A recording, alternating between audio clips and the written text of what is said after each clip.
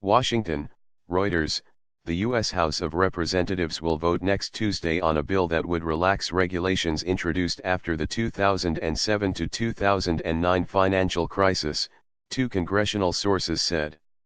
The bill is expected to be approved by the Republican-majority House, clearing the way for President Donald Trump to sign the measure into law.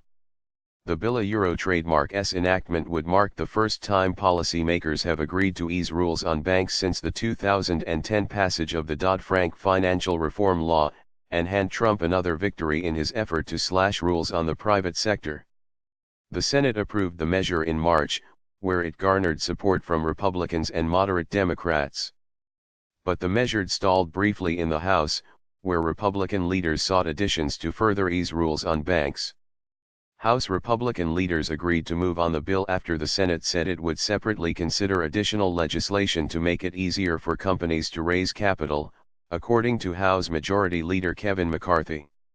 Among its provisions, the bill would raise the threshold at which banks are considered systemically risky and subject to stricter oversight to $250 billion from $50 billion.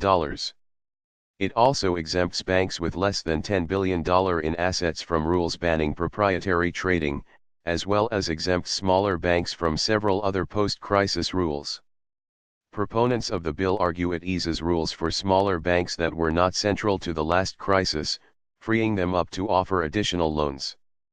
But critics, including most congressional Democrats, oppose easing any rules on banks, warning it increases the risks of future bank failures.